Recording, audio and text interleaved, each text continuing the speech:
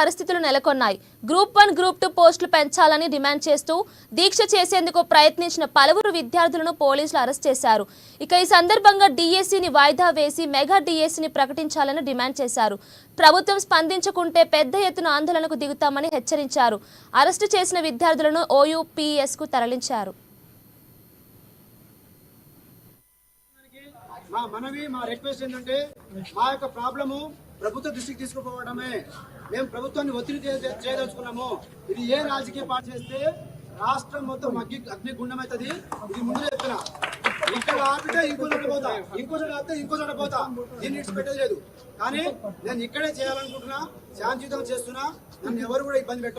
తెలంగాణలో ఉన్న పోలీస్ యంత్రాంగానికి మా మనవి మా రిక్వెస్ట్ ఏంటంటే మా యొక్క ప్రాబ్లము ప్రభుత్వ దృష్టికి తీసుకుపోవడమే. మేము ప్రభుత్వాన్ని ఒత్తిడి చేయదలుచుకున్నాము. ఇది ఏ రాజకీయ పార్టీ చేస్తే రాష్ట్రం మొత్తం అగ్నిగుండం అవుతుంది. ఇది ముందు చెప్తున్నా. ఇక్కడ